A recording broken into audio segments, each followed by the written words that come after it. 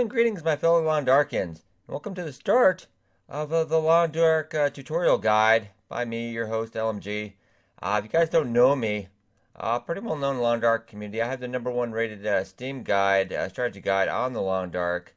About 700 hours in gameplay. I do stream this regularly on Twitch. Over 200 videos of Long Dark gameplay and the evolution. I was held that the title as a pre-alpha on the leaderboard.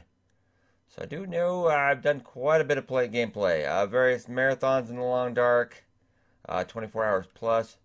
So I thought it was about high time. I was waiting kind of more till near the end release of the game. But with all of our Xbox players coming to the fore now, with that being released, I thought it was probably high time I did do an in-depth video guide to the game. Alright, so let's get into this. As you can see right now, I'm inside.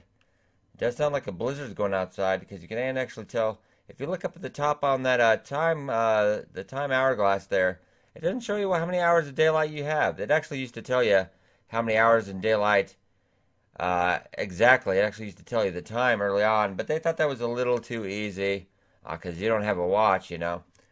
Since electricity, everything, geomagnetic storm, everything's gone. You have no idea, but let's go actually check out and see. It's actually a good weather gauge now to see, because either it's going to be a fog or it's going to be a blizzard outside. But actually, I've been inside for so long, it actually you couldn't tell. So if you do start to spend a lot of amount of time in there, it won't actually always tell you if it's nice outside or not. So now actually it does say about 7 hours of daylight left. But alright, in this video we are going to talk about your stats. First thing I know, you're probably going to get a lot of questions on this. I get questions about this every day. As you can see in the bottom right there, I am starving. Don't panic when you're starving. Condition 99%. You will see that big scary red 0 in the bottom left corner with 0 calories. Now you don't have to worry about this too much. I know you guys are freaking out. Oh my god, I have 0 calories. You gotta eat, bro. Why are you not eating? This is, don't worry, because the game actually has a finite supply of resources. I'll even tell you what, I don't want to scare you guys, but because I could eat anytime I wanted, we have about 38 kilograms of meat.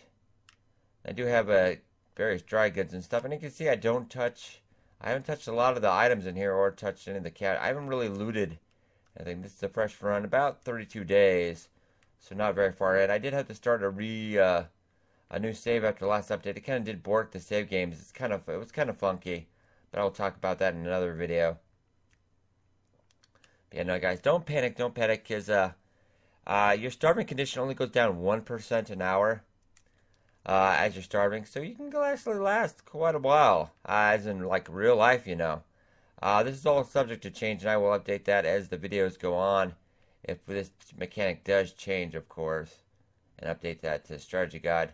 But let's bring up your main menu here and talk about the 4 little meters there. First up is going to be your fatigue. Your fatigue level will go up as the day goes along, the more you walk.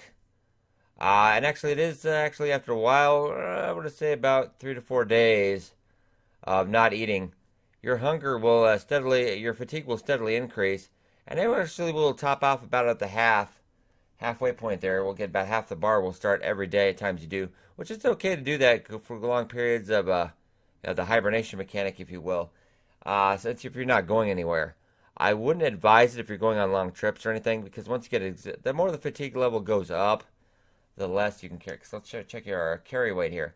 I can actually carry it. I'm carrying about 16.25 kilograms right now. You can carry a total of 30 kilograms. I would advise, even if you're well rested, don't take more than 27 to 28 on any trip. Just because you're going a long track across the maps, you can get fatigued throughout the day, and if you're not paying close attention to it, you'll start to get more fatigued, and then you'll get encumbered, and you'll get more fatigued, and it's kind of a downward spiral. It's kind of more of a downward spiral of that. And that will also affect your wolf struggle and your bow aim. They haven't set it up for the rifle aim yet, but they are going to. Yeah, your bow aim will be a lot worse the more fatigued you are. That bow aim also does apply to the hunger. Well, not the hunger, the cold meter there. Yeah, if you're freezing and you're really fatigued, you're not going to have a good bow shot. So just keep that in mind. Next thing, a very important one. This one can be more of a killer than anything. The cold meter. Actually, we'll go outside here because you can see it feels like 12 degrees in here. The temperature of 2 degrees. No wind chill, of course, because we're inside. And my cloth warm bonus at 10 degrees and 6 degrees there. And you'll notice on all your clothes. Let me bring this here. Yeah, it does show your warmth bonus and your wind chill bonus. My clothes are a little ragged. I'll have to do some repairs sometime soon here. On each of these, they will have the various bonuses that all combine together with your bonus. But let's go outside here to show you what the outside temp is like right now and get a good grasp on that. Yeah, because right now I am 1 degree Celsius, which is actually pretty fine. You're still thinking that's pretty cold. But anything less than 1 degree, it's about a half a degree is where you will start to take cold. The cold will go up. As you can see now here, it's 1 degree. Air temp is -10 with a -4 to 3 degree wind chill. But with all the various cloth bonuses I have, you will not actually, because I'm going to be mainly, guys want to tell you about this. I'll mainly be covering the stalker mode aspects of this.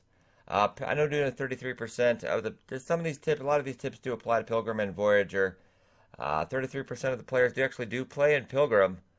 But you're not going to need a lot of my, you need the basic tips, but any of the advanced tips I'm going to get into later on, you're really not going to need that too much. It's really, really hard to die in Pilgrim mode. Voyager mode, it's a little too easy for me, so I do not actually play that. It's because you have a chance of actually spawning in a building, and it's just the game's way too easy. Even on Stalker mode, I find this way too easy a lot of the time, but they're improving, making tweaks and balances and everything. But let's keep talking about the cold. That is the one you're going to want to watch, because when you do spawn in Stalker mode, you're going to spawn with various gear. It's usually going to be pretty crappy stuff. You're going to have pretty crappy clothes. Outside, you're going to be freezing really, really quick. And the cold will actually go down more than, it's about a couple % per hour. It does tick off rather quickly. So if you are freezing, you need to get a fire going or get inside real quick if you find a nice place. Yeah, especially if you have starving and cold going on, I would actually say eat something. Turn on the lantern if you have. The lantern does give you a couple extra degrees. Try to batten that cold. But during a blizzard, you're not going to be able to keep warm. And fire's going to go out in the blizzard if you're out in the open, especially. But we'll talk more about fire on that later. But yeah, cold, definitely one of the deadliest killers. And one thing I do want to talk about also, a little tip here. With the cold, if you're actually stuck out in a blizzard, but you kind of know if you're not, you're going to take cloth damage. You're going to take cloth percentage damage. As I've taken a little bit here on occasion, mostly from a wolf attack. But yeah, you will start to take cloth damage. But it doesn't really matter. You're still going to freeze just as bad. So what I do, I'll advise, as long as you know where you're going also, take off your clothes. I know, this isn't a proposition. Take off your clothes during the blizzard. Because that will save you precious percentage points. If you're not going too far, you know where you're going. It's not going to really placate that blizzard. It's just going to do cloth damage. You're still going to freeze as much, so I would advise on that. Okay, next we're going to talk about hunger. I did allude to the hunger mechanic a little bit earlier. Now this will, after a couple days, you do let that hunger keep going, it will really, you will start to get about a half fatigue bar. A half fatigue bar currently as a 0.243. Say just in case this changes, we can mark that. But if you get the hunger bound down to 0, you will fatigue less. But it's going to take a lot. It's going to take quite a bit of calories to get that all the way down. Once you get that all, maybe about close to 2,000 to get that all the way down to like the green there. You will fatigue less, but as long as you know where you're going, once you figure out the maps, I do recommend Sniper Bob's maps, unless you don't want any spoilers for that. Then I will just leave you which I think I really do love to explore in this game, even still after like 700 hours. And right now, currently also, you can actually eat, till food poisoning it's going to get fixed. I'll probably release by in a hotfix or the next update. Because right now you can eat raw meat. You don't even have to cook it, really. Yeah, because I'll actually show you here. Just eat that. It's a piece of raw venison.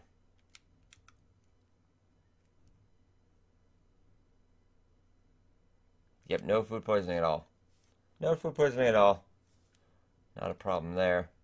You see, my hunger with the 900 calories, it's gone down to about the yellow. But now if I double that, it will start to get, if I double that again, it would start to get close to the green. Then the fatigue would go down, would go up a lot slower. If you're doing a lot of traveling, I feel like heading out to Mystery Lake all the way out to Pleasant Valley and trying to make that in like one trip might be advisable. Also, the fatigue, having that hunger down, the fatigue will help you in wolf struggle. Not entirely necessary, but the more you are fatigued, the worse you're going to do in the fight. And every wolf has they have different, in the different areas, they have actually different attack damage, how fast they do. I do say Coastal Highway probably has the toughest wolves at the moment. They will bring your percentage down a lot faster, Okay, next thing we're going to talk about is the thirst meter. Also very important. That will go up pretty quickly. It will go down about the same as the hunger. They tweaked this a little bit. Not as bad, but you will go down a little bit faster than the hunger, but still, you can avoid it for a while if you have to. But it's something really easily taken care of. Like I say, just melt up some water. I've got an actually dwindling supply here. I have to actually get some water going soon.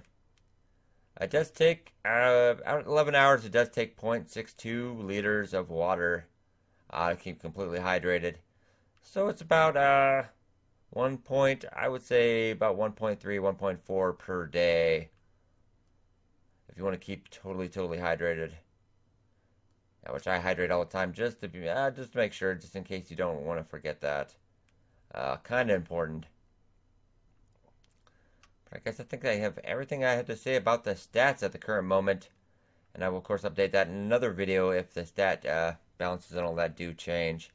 And then for our next video, we will talk about crafting and fire making, water, foraging, and all. We'll get into all the good stuff in the next couple of videos. I hope you guys enjoyed. Be sure to like and subscribe as always. And we'll see you in our next tutorial video. I should go.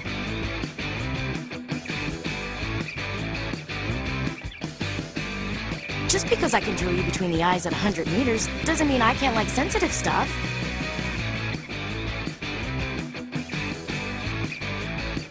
Spit it out. Or are you trying to build suspense? What can I do for you?